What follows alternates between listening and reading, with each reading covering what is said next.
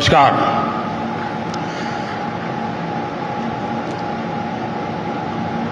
केंद्र में मंत्रिमंडल के मेरे साथी और इसी क्षेत्र के सांसद, केंद्र के गृह मंत्री श्री अमित शाह, गुजरात के लोकप्रिय मृदु एवं मक्कम मुख्यमंत्री श्री भूपेंद्र भाई पटेल, राष्ट्रीय सुरक्षा सलाहकार श्री अजीत डोभाल जी, संसद में मेरे साथी श्री सीआर पाटिल, इनस्पेस के चेयरमैन पवन गोयनका जी, स्पेस विभाग के सचिव श्री एस सोमनाथन जी, भारत की स्पेस इंडस्ट्री के सभी प्रतिनिधि, अन्य महानुभाव, देवी और सज्जनों, आज 21वीं सदी के आधुनिक भारत की विकास यात्रा में एक शानदार अध्याय जुड़ा है। Indian National Space Promotion and Authorisation Centre यानी इन स्पेस के हेडक्वार्टर के लिए सभी देशवासियों को और विशेष करके साइंटिफिक कम्युनिटी को मैं बहुत बहुत बधाई देता हूं। आजकल हम देखते हैं कि सोशल मीडिया पर युवाओं को कुछ एक्साइटिंग या इंटरेस्टिंग पोस्ट करना होता है तो उससे पहले वो अलर्ट करते हैं और अलर्ट में मैसेजिंग करते हैं, watch this space, watch this space. Bharat की स्पेस इंडस्ट्रीज के लिए इन स्पेस का लॉन्च होना वॉच दिस स्पेस मोमेंट की तरह ही है। इन स्पेस भारत के युवाओं को, भारत के बेस्ट साइंटिफिक माइंड्स को अपने टैलेंट दिखाने का एक अभूतपूर्व अवसर है। चाहे वो सरकार में काम कर रहे हो या प्राइवेट सेक्टर में, इन स्पेस सभी के लिए बेहतरीन अवसर लेकर के आया है। इन स्पेस में भारत की स्पेस इंडस्ट्रीज में क्रांति लाने की बहुत क्षमता है और इसलिए मैं आज जरूर इस बात को कहूंगा कि watch this space, in space is for space, in space is for pace, in space is for ace. साथियों, दशकों तक भारत में स्पेस सेक्टर से जुड़ी प्राइवेट इंडस्ट्री को सिर्फ वेंडर के तौर पर ही देखा गया। सरकार ही सारे स्पेस मिशन और प्रोजेक्ट्स पर काम करती थी। हमारे प्राइवेट सेक्टर वाले लोगों से जरूरत के हिसाब से बस कुछ पार्ट्स और इक्विपमेंट्स ले लिए जाते थे। प्राइवेट सेक्टर को सिर्फ वेंडर बना देने की वजह से उसके सामने आगे बढ़ने के रास्ते हमेशा अवरुद्ध रहे, एक दीवार खड़ी रही। जो सरकारी व्यवस्था में नहीं है, भले ही वो कोई वैज्ञानिक हो या फिर कोई युवा, वो स्पेस सेक्टर से जुड़े अपने आइडियाज पर काम ही नहीं कर पाते थे। और इस सब में नुकसान किसका हो रहा था? नुकसान देश का हो रहा था। और इस बात गवाह है कि आखिर बिग आइडियाज ही तो विनर्स बनाते हैं। स्पेस सेक्टर में रिफॉर्म करके उसे सारी बंदिशों से आजाद करके इन स्पेस के माध्यम से प्राइवेट इंडस्ट्री को भी सपोर्ट करके देश आज विनर्स बनाने का अभियान शुरू कर रहा है। आज प्राइवेट सेक्टर सिर्फ वेंडर बनकर नहीं रहेगा, बल्कि स्पेस सेक्टर में बिग विनर्स की भूमिका निभाएगा। भारत के सरकारी स्पेस संस्थानों का सामर्थ्य और भारत के प्राइवेट सेक्टर का पैशन जब एक साथ जुड़ेगा तो उसके लिए आसमान भी कम पड़ेगा। Even sky is not the limit.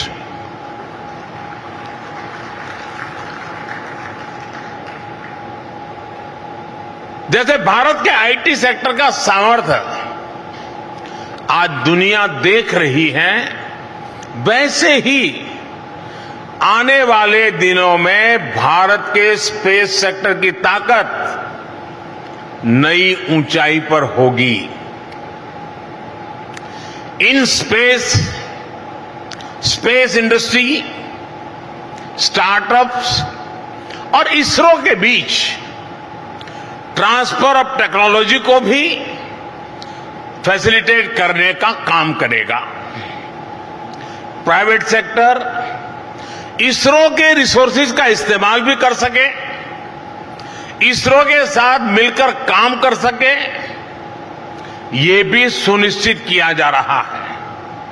साथियों, स्पेस सेक्टर में ये रिफॉर्म करते समय मेरे मन में हमेशा भारत के युवाओं का असीम सामर्थ्य रहा। और अभी जिन स्टार्टअप्स में जाकर के मैं आया हूं, बहुत छोटी आयु के नौजवान और बहुत बुलंद हौसले के साथ वो कदम आगे रख रहे हैं। उनको देख करके, उनको सुन करके मेरा मन बड़ा प्रसन्न हो गया। मैं इन सभी नौजवानों को बधाई देता हूं। स्पेस सेक्टर में पहले की जो व्यवस्थाएं थी, उसमें भारत के युवाओं को उतने मौके नहीं मिल रहे थे।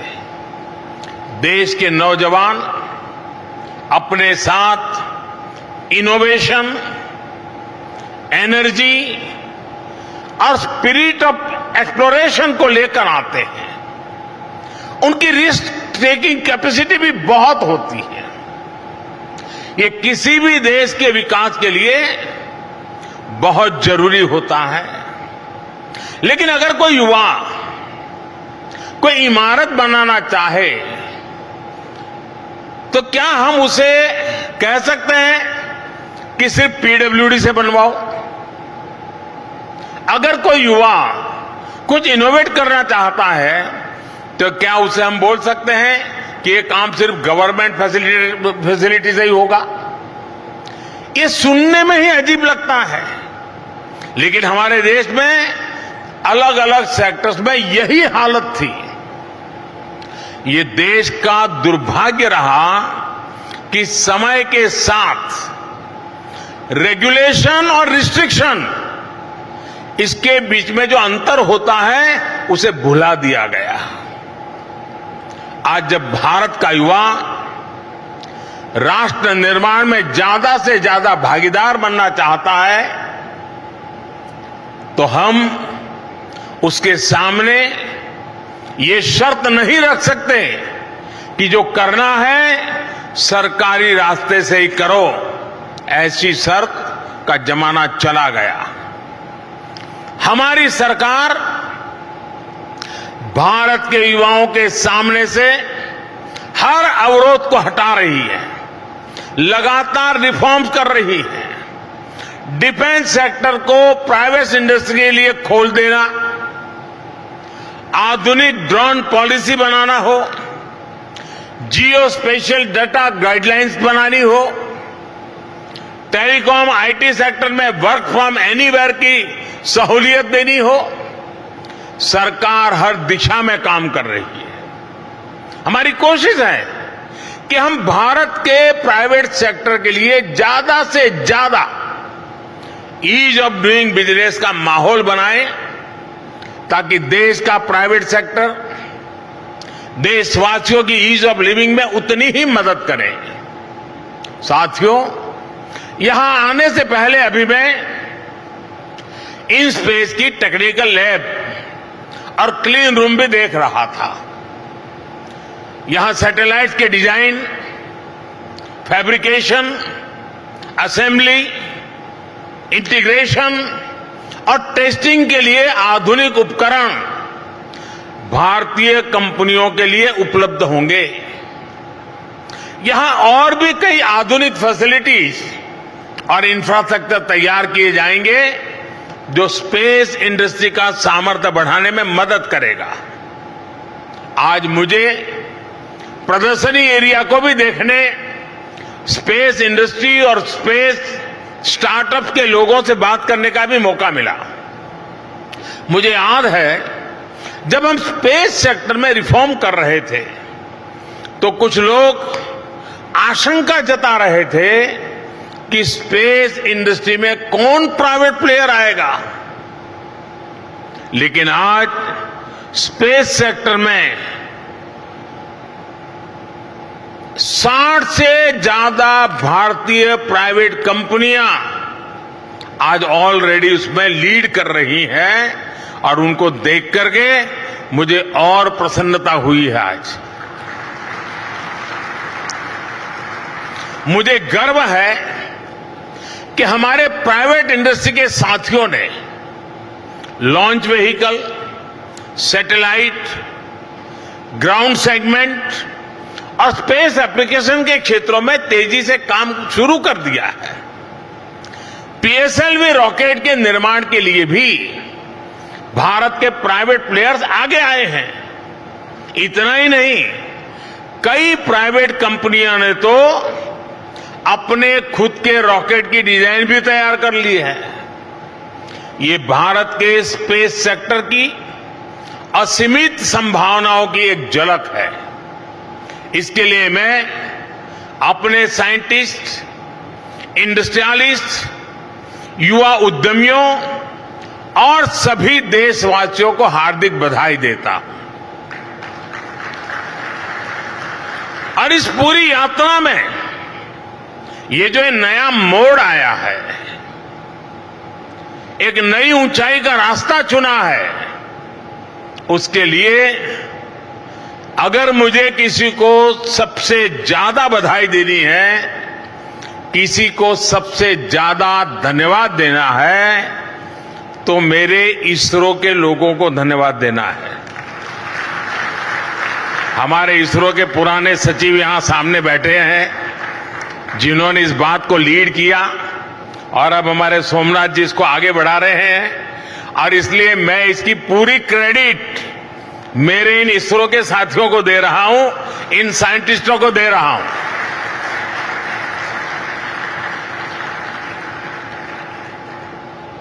ये छोटा निर्णय नहीं है दोस्तों, और ये स्टार्टअप वालों को पता है कि इतने महत्वपूर्ण निर्णय के कारण वो हिंदुस्तान को और दुनिया को क्या कुछ देने के लिए बुलंद हौसला रखते हैं। और इसलिए इसकी पूरी क्रेडिट इसरो को जाती है। उन्होंने इस काम में बढ़ चढ़ करके कदम उठाए हैं, चीजों को तेजी से आगे बढ़ाने के लिए उन्होंने कोशिश की है। और जहां अपनी ही मालिकी थी, वो कह रहे नहीं, आइए देश के नौजवान, ये आपका है, आप आगे बढ़िए। ये अपने आप में बहुत बड़ा क्रांतिकारी डिसीजन है। साथियों, हम इस समय अपनी आजादी के 75 साल का अमृत महोत्सव मना रहे हैं। आज भारत में हमारी जिन सफलताओं ने करोड़ों देशवासियों को प्रेरणा दी, उन्हें आत्मविश्वास दिया, उनमें हमारी स्पेस उपलब्धियों का विशेष योगदान है। इसरो जब कोई रॉकेट लॉन्च करता है, कोई अभियान अंतरिक्ष में भेजता है, तो पूरा देश उससे जुड़ जाता है, गर्व महसूस करता है। देश उसके लिए प्रार्थनाएं करता है, और जब वो सफल होता है तो हर देशवासी आनंद, उमंग और गर्व से उसकी अभिव्यक्ति करता है, और उस सफलता को हिंदुस्तान का हर नागरिक खुद की सफलता मानता है। और अगर कहीं कुछ अनहोनी हो जाए, अकल्पनीय हो गया, तो भी देश अपने वैज्ञानिकों के साथ खड़े होकर उनका हौसला बढ़ाता है। कोई साइंटिस्ट है या किसान मजदूर है, विज्ञान की तकनीकियों को समझता है या नहीं समझता है, इन सब से ऊपर हमारा स्पेस मिशन देश के जन गण के मन का मिशन बन जाता है।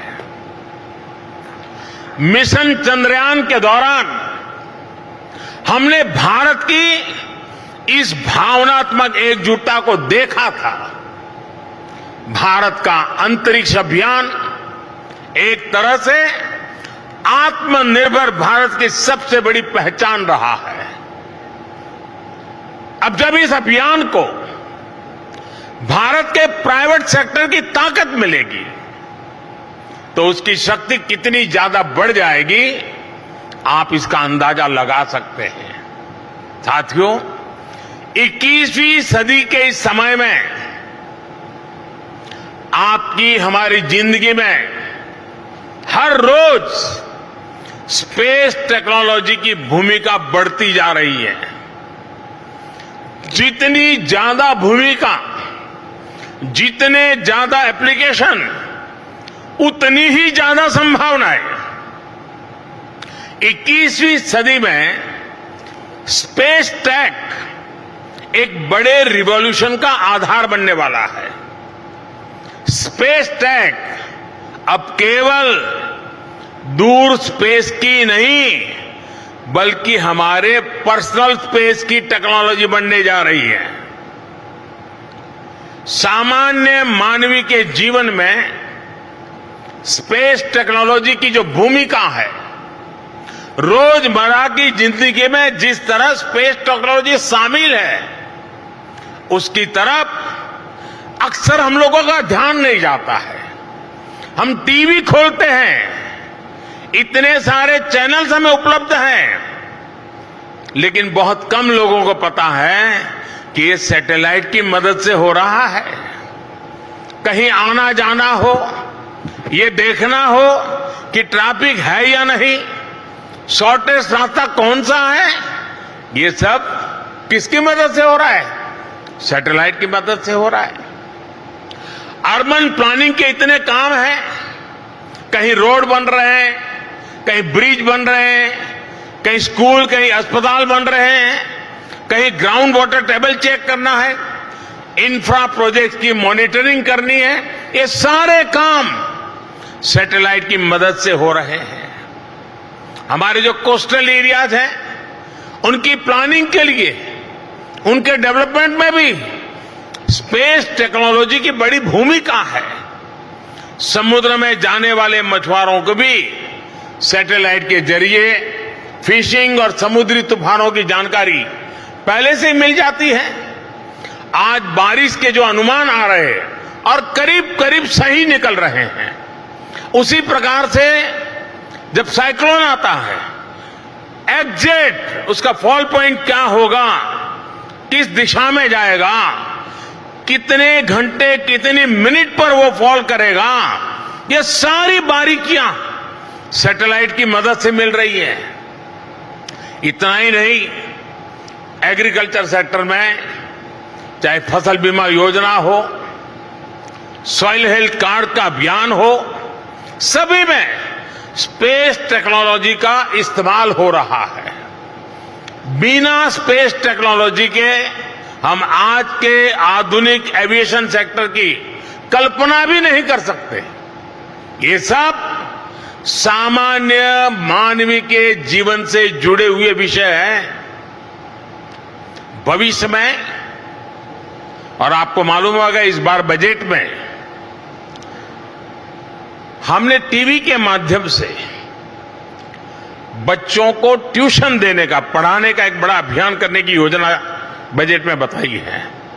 इतना ही नहीं, जो कॉम्पिटिटिव एग्जाम में जा रहे हैं और जिन बच्चों को गांव छोड़कर के बड़े शहरों में बहुत महंगी फी देकर के ट्यूशन लेना पड़ता है, उसको भी हम इस सैटेलाइट के माध्यम से उसके घर तक इसके रिक्वायरमेंट के अनुसार सिलेबस तैयार करवा रहे हैं, ताकि बच्चे, उनको एक्स्ट्रा खर्चा न पड़े और गरीब बच्चा भी अच्छे से अच्छी ट्यूशन सैटेलाइट के माध्यम से अपने टीवी स्क्रीन पर, अपने लैपटॉप के स्क्रीन पर, अपने मोबाइल पर आसानी से प्राप्त कर सके। उस दिशा में हम जा रहे हैं। साथियों, भविष्य में ऐसे ही अनेक क्षेत्रों में स्पेस टेक का इस्तेमाल ज्यादा से ज्यादा बढ़ने वाला है। हम कैसे स्पेस टेक्नोलॉजी को सामान्य मानव के लिए ज्यादा से ज्यादा सुलभ बना सके, कैसे space tech ease of living को बढ़ाने का माध्यम बने, और कैसे हम इस टेक्नोलॉजी का इस्तेमाल देश के विकास और सामर्थ्य के लिए कर सकते हैं, इस दिशा में इन स्पेस और प्राइवेट प्लेयर्स को लगातार काम करने की जरूरत है। जियो स्पेशियल मैपिंग से भी जुड़ी कितनी ही संभावनाएं हमारे सामने हैं। प्राइवेट सेक्टर की इनमें बहुत बड़ी भूमिका हो सकती है। हमारे पास आज सरकारी सैटेलाइट का बड़ा डेटा अवेलेबल है। अब आने वाले समय में प्राइवेट सेक्टर के पास भी अपना काफी डेटा होगा। डेटा की ये पूंजी आपको दुनिया में आपको बहुत बड़ी ताकत देने वाली है। इस समय दुनिया में स्पेस इंडस्ट्री का साइज करीब $400 बिलियन का है। 2040 तक इसके $1 ट्रिलियन इंडस्ट्री बनने की संभावना पड़ी हुई है। आज हमारे पास टैलेंट भी है, एक्सपीरियंस भी है, लेकिन आज इस इंडस्ट्री में हमारे पार्टिसिपेंट केवल जनभागीदारी यानी प्राइवेट पार्टनरशिप सिर्फ 2% है। हमें ग्लोबल स्पेस इंडस्ट्री में अपना शेयर बढ़ाना होगा और इसमें हमारे प्राइवेट सेक्टर की बड़ी भूमिका है। मैं आने वाले समय में स्पेस टूरिज्म और स्पेस डिप्लोमेसी के क्षेत्र में भी भारत की मजबूत भूमिका देख रहा हूं। भारत की स्पेस कंपनियां ग्लोबल बने, हमारे पास ग्लोबल स्पेस कंपनी हो, ये पूरे देश के लिए गौरव की बात होगी। साथियों, हमारे देश में अनंत संभावनाएं हैं, लेकिन अनंत संभावनाएं कभी भी सीमित प्रयासों से साकार नहीं हो सकती। मैं आपको आश्वस्त करता हूं, देश के नौजवानों को आश्वस्त करता हूं, साइंटिफिक टेम्परामेंट वाले, रिस्क टेकिंग कैपेसिटी वाले नौजवानों को आश्वस्त करना चाहता हूं कि स्पेस सेक्टर में रिफॉर्म का ये सिलसिला आगे भी अनवरत जारी रहेगा।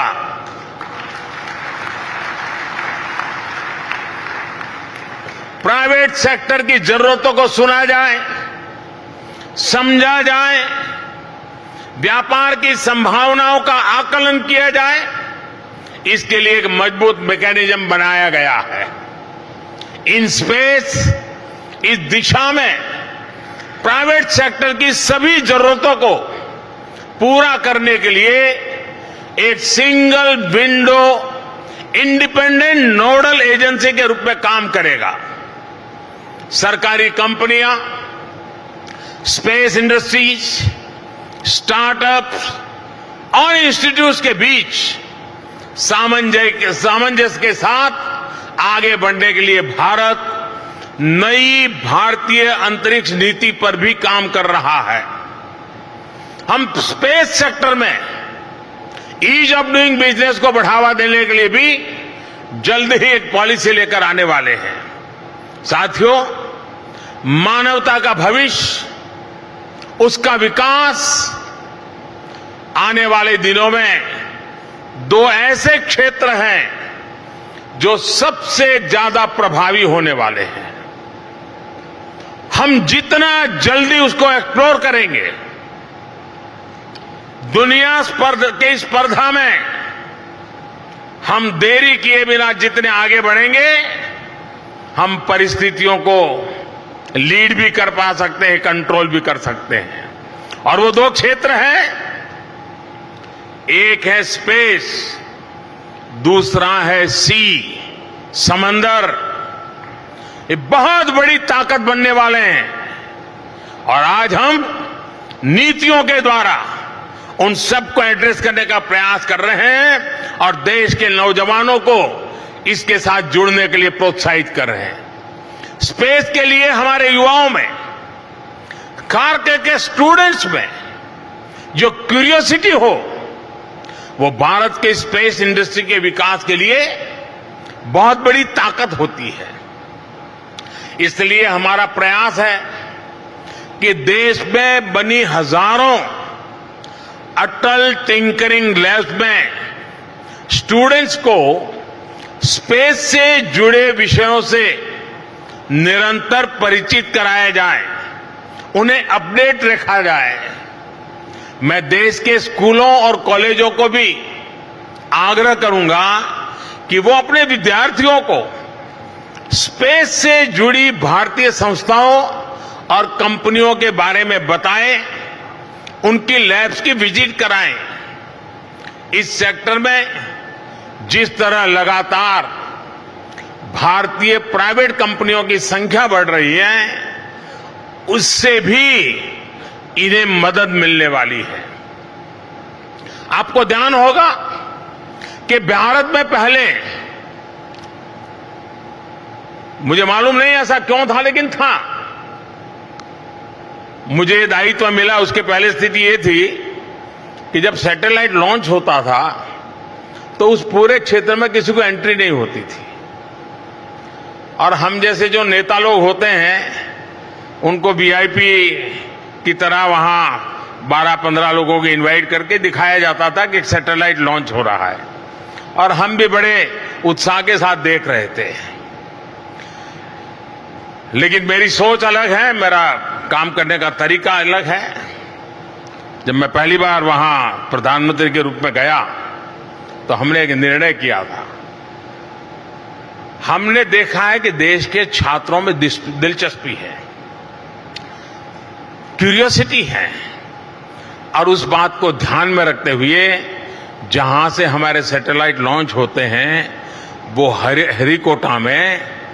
श्रीहरिकोटा में हमने एक बहुत बड़ी लॉन्च देखने की, जब सैटेलाइट जाता है उसको देखने के लिए व्यू गैलरी का निर्माण किया है और कोई भी नागरिक, कोई भी स्कूल का विद्यार्थी भी इस कार्यक्रम को देख सकता है और बैठने की व्यवस्था भी छोटी नहीं है।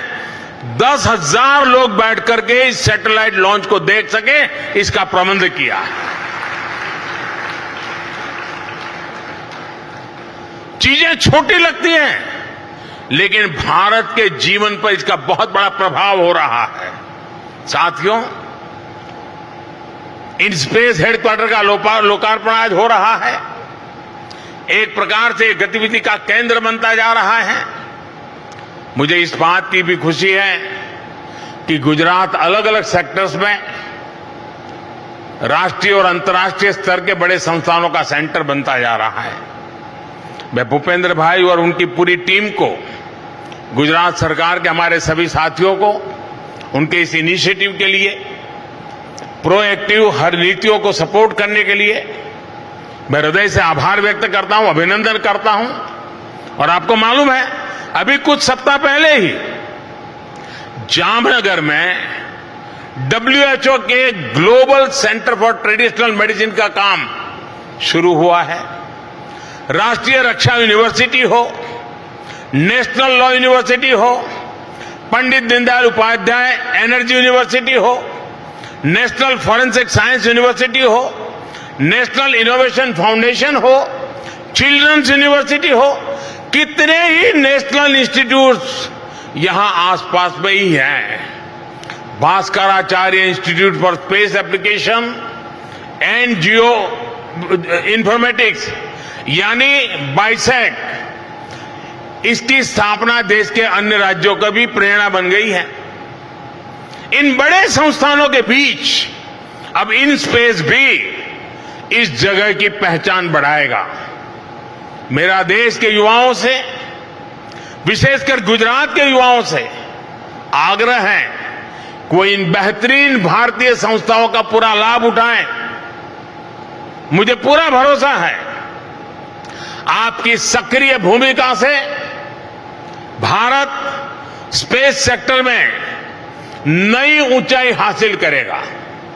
और आज के इस शुभ अवसर पर मैं खास करके जो प्राइवेट सेक्टर ने उत्साह के साथ भाग लिया है, जो नौजवान नए हौसले, नए संकल्प के साथ आगे आए हैं, उनको बधाई भी देता हूं और बहुत बहुत शुभकामनाएं भी देता हूं। मैं इसरो के सभी वैज्ञानिकों को भी, उस इसरो की पूरी टीम को भी अनेक अनेक शुभकामनाएं देता हूं, बहुत बहुत धन्यवाद करता हूं। और मुझे विश्वास है गोयनका प्राइवेट सेक्टर में बहुत सफल व्यक्तित्व रहा है। उनके नेतृत्व में इन स्पेस सच्चे अर्थ में जो सपना हमारा है, उस सपने को पूरा करने का सामर्थ्य लेके आगे बढ़ेगा। इन्हीं अपेक्षाओं के साथ, अनेक अनेक शुभकामनाओं के साथ मैं बहुत बहुत धन्यवाद देता हूं।